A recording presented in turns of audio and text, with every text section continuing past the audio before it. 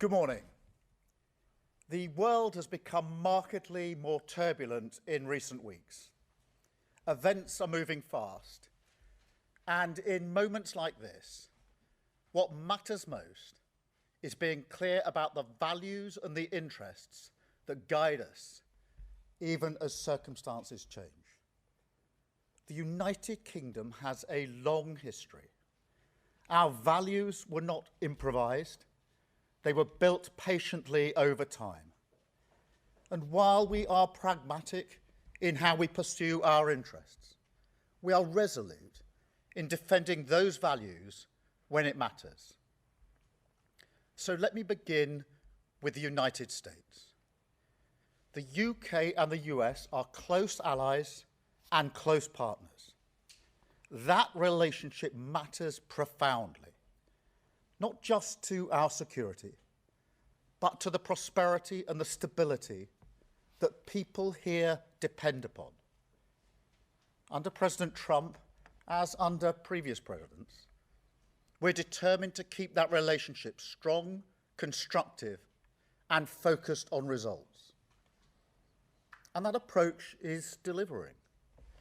Through sustained engagement, we've seen significant US investment into the UK economy, running into hundreds of billions of pounds, supporting growth, skills, and jobs right across the country.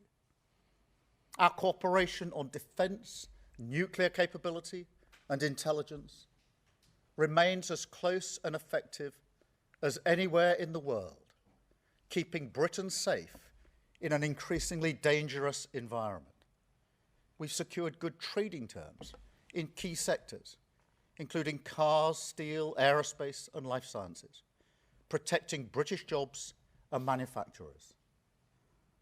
That is why we take the approach that we do, because it delivers concrete outcomes in the national interest. I talk regularly to President Trump, and my team is in daily contact with all the key figures in his administration. These relationships matter. They deliver concrete outcomes in the national interest. Mature alliances are not about pretending differences don't exist.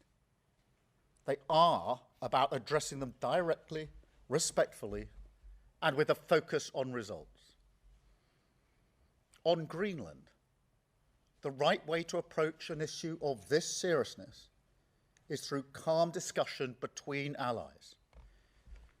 And let's be clear, the security of Greenland matters, and it will matter more as climate change reshapes the Arctic, as sea routes open and strategic competition intensifies. The High North will require greater attention, greater investment, and stronger collective defence. The United States will be central to that effort, and the UK stands ready to contribute fully alongside our allies through NATO. But there is a principle here that cannot be set aside, because it goes to the heart of how stable and trusted international cooperation works. And so any decision about the future status of Greenland belongs to the people of Greenland and the Kingdom of Denmark alone. That right is fundamental, and we support it. Denmark is a close ally of the United Kingdom and of the United States, a proud NATO member that has stood shoulder to shoulder with us, including at real human cost in recent decades. Alliances endure because they're built on respect and partnership, not pressure. That is why I said the use of tariffs against allies is completely wrong. It is not the right way to resolve differences within an alliance. Nor is it helpful to frame efforts to strengthen Greenland's security as a justification for economic pressure. Such measures hurt British workers, British businesses, and the British economy. And that is why I've been so clear on this issue. A trade war is in no one's interest. And my job is always to act in the UK's national interest. That is why yesterday I spoke to President Trump, to European leaders, and to the Secretary-General of NATO to find a solution rooted in partnership, facts, and mutual respect. Because that is how strong alliances protect shared interests. The same is true on other issues. In the Middle East, we welcome President Trump's focus on sustaining the ceasefire in Gaza and moving on to phase 2. We are open to participating constructively in such efforts. On Ukraine, I can be brief. We strongly support efforts to bring the killing to an end and secure a ceasefire as soon as possible. We recognise President Trump's role in pushing that process forward. And we will work closely with the United States, Ukraine, and our other allies to apply pressure where it belongs on Putin. Finally, let me say why all this matters so directly to people here at home. In today's world, geopolitics is not something that happens somewhere else. It shapes the cost of energy, the price of food, the security of jobs, and the stability that families rely on to plan their lives. When war drives up fuel prices, it's households who feel it first. When supply chains fracture, it's small businesses and working people who absorb the shock. And when instability grows, it's rarely those with the most power who pay the price. That is why this government's approach is rooted in a simple belief that we must use every tool of government, domestic and international, to fight for the interests of ordinary people. At home, that means active government. It means taking responsibility for economic stability so that inflation is controlled, interest rates come down, and family budgets are protected. It means stepping in where markets fail, strengthening resilience, and ensuring that global shocks do not always land on the same people in the same places, the people least able to withstand them. That's why we've taken action to reduce energy bills, to freeze rail fares and prescription charges. But tackling the cost of living today also means engagement beyond our borders. It requires shaping the world around us, not retreating from it. It requires strong alliances, steady diplomacy, and rules that reduce uncertainty rather than amplify it. That is why our commitment to international law and to alliances founded on trust is not abstract or ideological. It's practical. It's about stability, predictability, and fairness. The conditions that keep prices down, jobs secure, and economies resilient. That is what active government looks like in an age of uncertainty. Steady at home, engaged abroad, and always focused on protecting the people that we serve. Britain is a pragmatic country. We look for agreement. We believe in partnership. We prefer solutions to slogans. And we will not indulge in commentary and gesture politics that harm the British people. But being pragmatic does not mean being passive. And partnership does not mean abandoning principle. That is why it's important to be clear about who we stand with, what we stand for, and where our interests lie. Now, this is a moment for the whole country to pull together. So I warmly welcome the support we've had with regards to Greenland and the proposed tariffs from the leader of the opposition. I thank her for her support. At moments like this, there will always be people who reach for the performative, who think an angry social media post or grandstanding is a substitute for hard work. That's an understandable instinct, but it's not effective. It never has been. It may make politicians feel good, but it does nothing for working people whose jobs, livelihoods and security rely on the relationships that we build across the world. So to conclude, we will work with our allies in Europe, across NATO and with the United States. We will keep dialogue open. We will defend international law. And we will use the full strength of government at home and abroad to protect the security, living standards and future of the British people. That is the approach I will take as Prime Minister, and that is the responsibility that this moment demands. Thank you. I'm now going to take some questions, and I've got a fairly extensive list, you'll be pleased to know. I'm going to start, with Chris Mason from BBC News. Thank you, Prime Minister. Chris Mason, BBC News. This is clearly incredibly difficult. What more in specific terms can you tell us about what you plan to do now? It appears that you're ruling out retaliatory tariffs from the UK. Can you confirm that? And would you consider going to see President Trump face-to-face this week? Thank you. Well, what I'm going to do now is to focus on our national interest and be absolutely clear that that requires us to be clear about the principles that we apply to a situation like this, in particular that the future of Greenland is for Greenland and the Denmark Kingdom, and that tariffs should not be used against allies in this way. In relation to the escalation, look, a tariff war is in nobody's interests, and we have not got to that stage, and my focus, therefore, is making sure we don't get to that stage, and that's what I'm doing at the moment. Thank you, Chris. Beth, can I come to you? Thank you.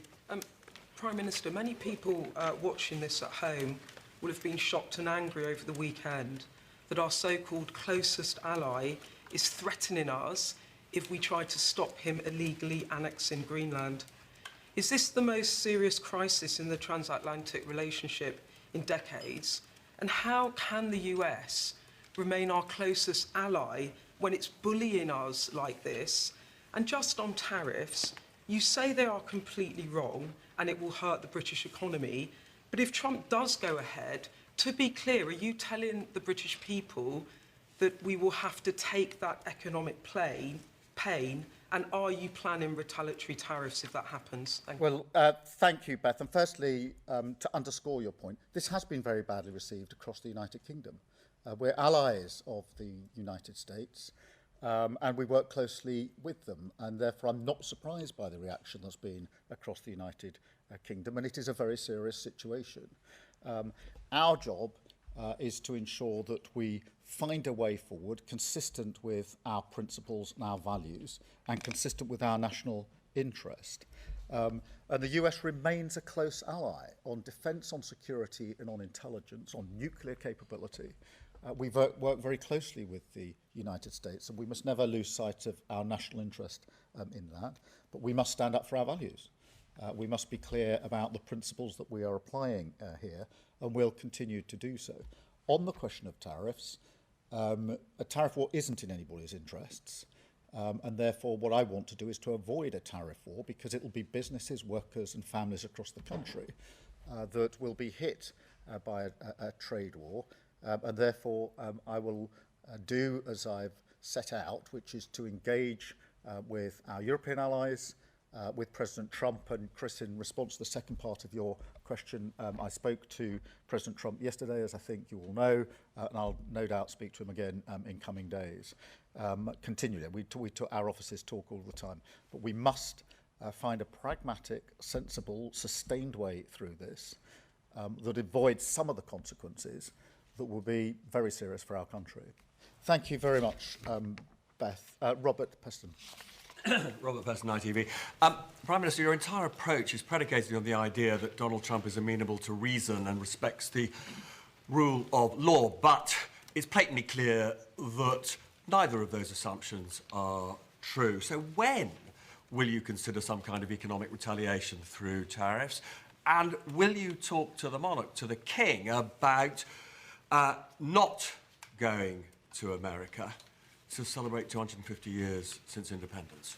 Well, Robert, this is a serious situation, and as I've said, threatening tariffs on allies is the wrong thing to do, completely wrong. And a trade war is not in our interests, and therefore my first task is to ensure we don't get to that place, which is what I'm focused on at the moment and will continue to focus on. In relation to wider issues, I don't want to lose sight of the central goal here, which is to avoid the seriousness that a trade war would bring. In relation to your broader point, we do have to remember at all times that it is in our national interest that we continue to work with the Americans when it comes to defence, to security and to intelligence. Our nuclear deterrent is our foremost weapon and deterrent when it comes to securing the safety of everybody in the United Kingdom. It's my primary duty.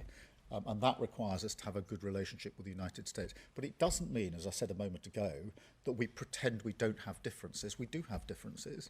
And I've set out some of those differences here this morning in relation to Greenland. Differences of opinion in terms of who should decide the future of Greenland. I'm very clear in my position in that. And differences of opinion on the use of tariffs in a situation like this. And again, I've been very clear saying they're completely wrong. So we apply our values and we seek a solution that's in our national interest. Thank you, Robert. Chris Hope. Chris Hope, GB News, Prime Minister. Donald Trump says he no longer feels an obligation to think purely of peace. Is now the moment you must choose between the US and the EU? Is this a fracturing in your special relationship?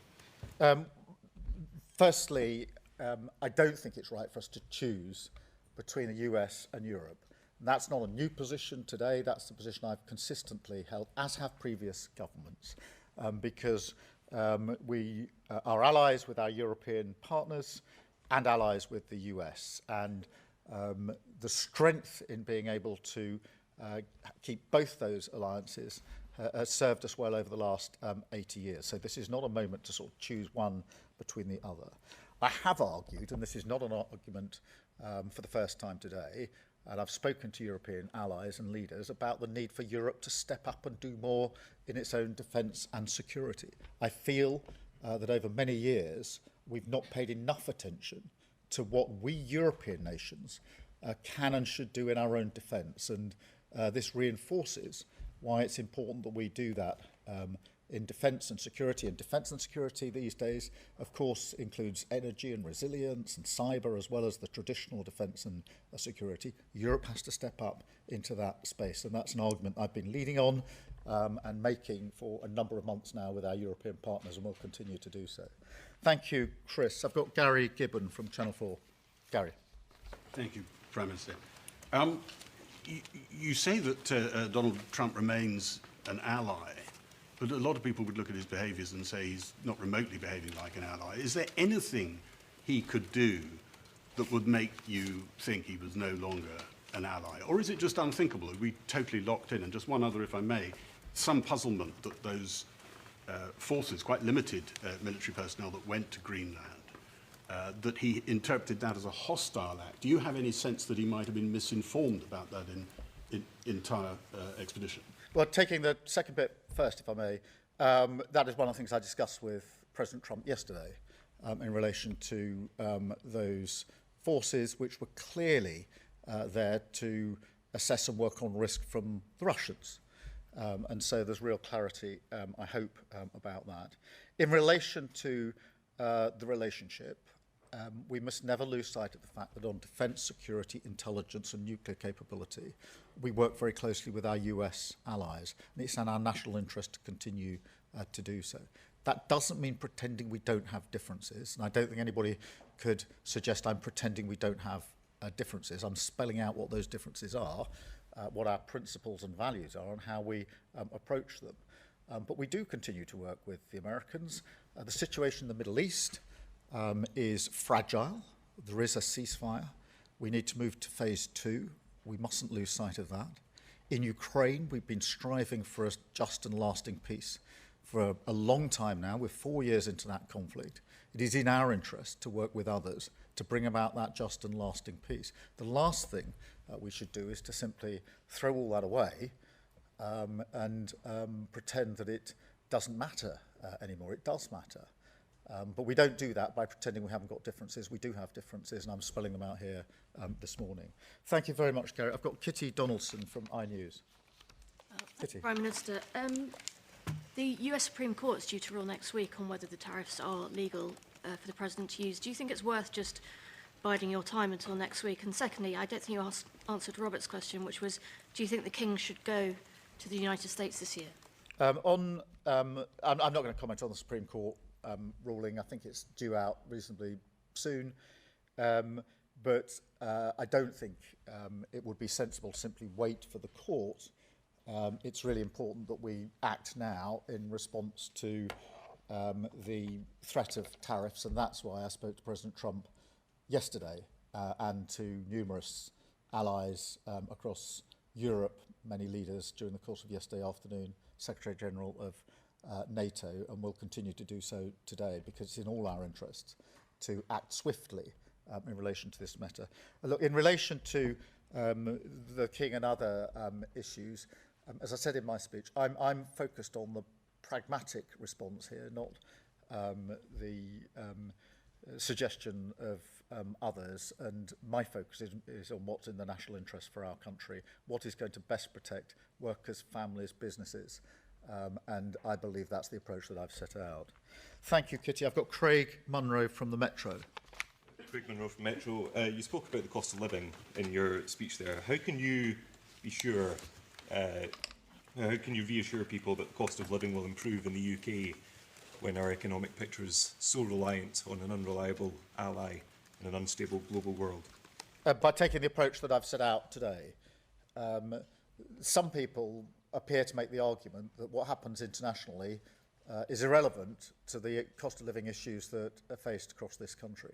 I'm well aware that for all the volatility in the world, and we've seen plenty of that in the first few weeks of this year, the issue that is of central concern to families and communities across the country is the cost of living. Wherever you go in the country and ask people what their number one concern is, they will say it's the cost of living, and therefore we have to address it. We address it in a number of ways. Firstly, by taking the measures to stabilise the economy so that inflation coming down, interest rates coming down, and protecting family budgets is crucial to that. By being active where markets fail, stepping in on energy bills, rail fares, prescription charges, etc. But also by working relentlessly on matters that are international, because the impact of what's happening internationally on what's happening domestically is obvious, it's real, it's probably more direct now than it's been at any time most of us can remember, and therefore it would be to a dereliction of duty on the cost of living not to be engaged on the international stage. Thank you very much, Craig. I've got Jason Groves from the Daily Mail. Jason. Thanks, PM. Your Danish counterpart says NATO can't survive one member, the biggest, seizing the territory of another. Do you agree with her? And separately, are you willing to join the President's Board of Peace, and are you willing to pay for it? Well, look, in relation to the Danish Prime Minister, as you would have anticipated, I spoke to her on Saturday night, I spoke to her again yesterday, and made absolutely clear our position on who decides the future of Greenland and the use of tariffs, and we're completely aligned on those issues. On the question of NATO, it is in all of our interest to make sure that NATO remains strong and stable. We had a very good NATO summit last year with more members than we've had before, with more unity than many people thought we would achieve. And NATO remains the single most effective and successful military alliance the world has ever known. And so it's in all of our interests to make sure that nothing is done to weaken NATO. On the question of the Board of Peace, look, we're supportive of the measures that are being taken across the Middle East, particularly the ceasefire. I do think we need to press on to phase 2. We've indicated our willingness to play our part, and we will. And on the Board of Peace, we're talking to allies about the terms of the Board of Peace. Thank you very much, Jason. I've got Lizzie Buchan from the Daily Mirror.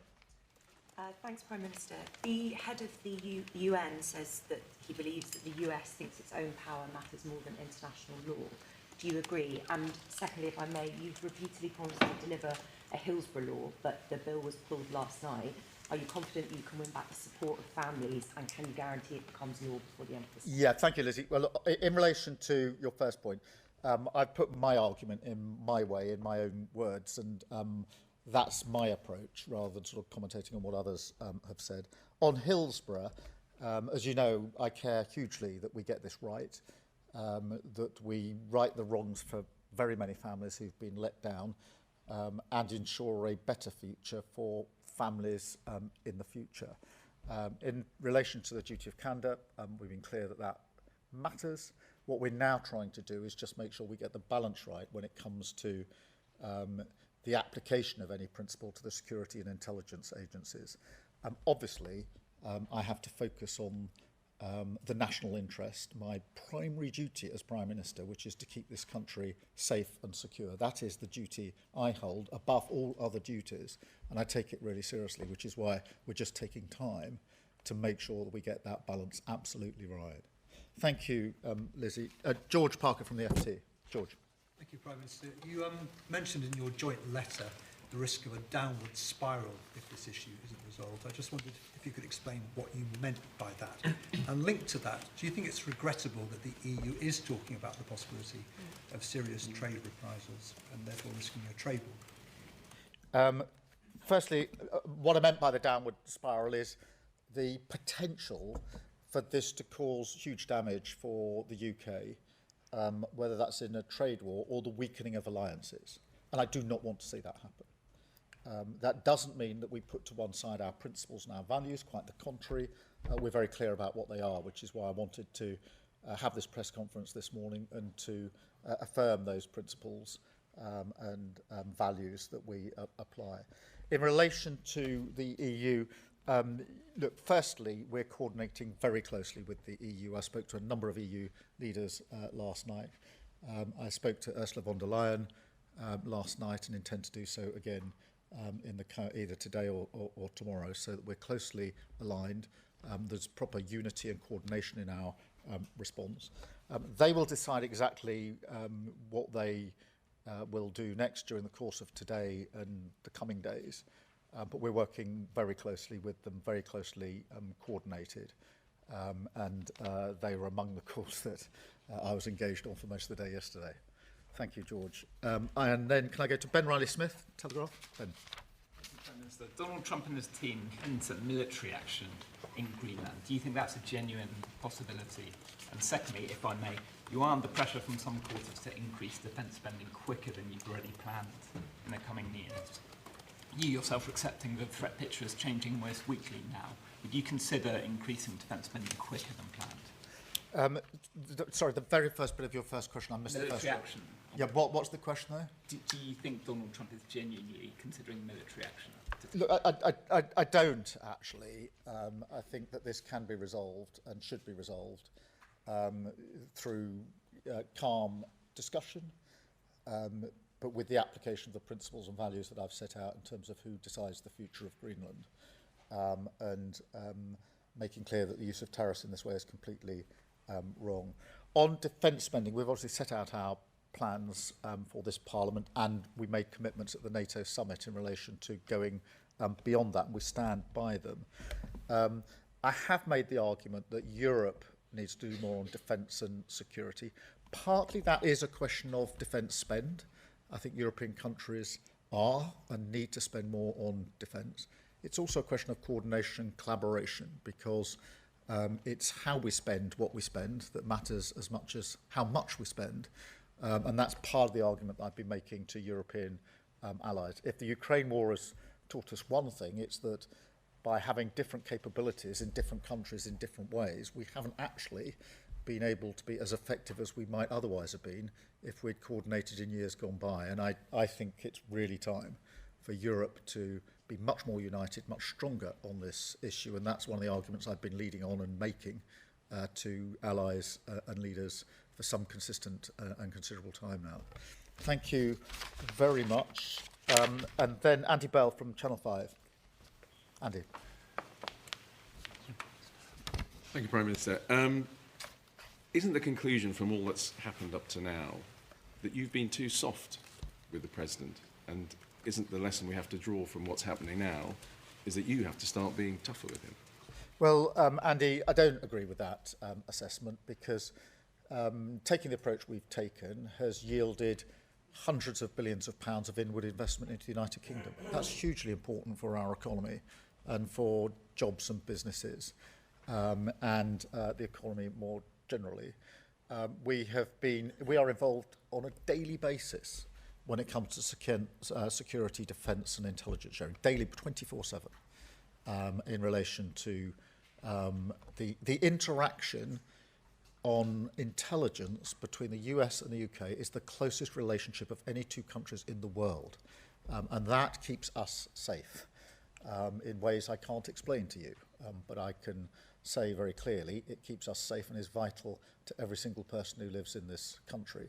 And of course, before we got to the better trading arrangements on cars, on pharmaceuticals, etc., many people were urging me not to take the approach that we did, but we did take the approach we did and we got better trading terms. And that's why I'm taking the approach I am to this situation, to ensure that we focus on what's in our national interest. Thank you, Andy. And I've got Peter Walker from The Guardian. Thank you. Peter. It's been widely reported this morning that the Norwegian Prime Minister has received a message from President Trump, basically saying the President is peeved because he didn't get the Nobel Peace Prize. Whilst I'm sure everyone watching this will fully understand why there is a need for the UK and US to kind of keep collaboration and links so close, can you understand why some voters look at what President Trump does and says and think, are we actually serious? Can we actually get anything from him? And if I may, I know that no policy has been announced yet, but from a personal point of view, do you think it would be a good idea for social media use to be restricted for younger people? Yeah, just I completely understand why what President Trump said about tariffs over the weekend has been so badly received in this country. I completely understand that. And I think that's understandable. And it's important that that is met with me setting out, as Prime Minister of the United Kingdom, what our principles and values are in response to that. And not pretending that we don't have differences. Because strong, respectful alliances require the maturity to say where we disagree. And on this, we disagree. And I've been clear about that, and I've spoken to the President about it, and will continue to do so. But I do emphasise, whatever the understandable reaction of the British public over the weekend, it is on defence and security and intelligence and nuclear capability, manifestly in our interests, to have a strong relationship with the United Kingdom. Our nuclear capability is our single most important deterrent, bar none. And that has helped keep us safe for many, many years. On the question of social media more broadly, look, I think we need to do more to protect children. And that's why we're looking at a range of options and saying that no options are off the table. We're obviously looking at what's happened in Australia, something I've discussed with the Australian Prime Minister. I don't think it's just a question of social media and children under 16. I think we've got to look at a range of measures. I'm particularly concerned about screen time for under fives, which is not so much about social media, but about literally screen time and the impact it's having on children when they arrive at school. So I do think we need to look across the range, but in direct answer to your question, do we need to do more to protect children when it comes to social media and screen time and associated harms, then yes, we do, and that's why we're looking at a range of options. Thank you all very much indeed. Thank you.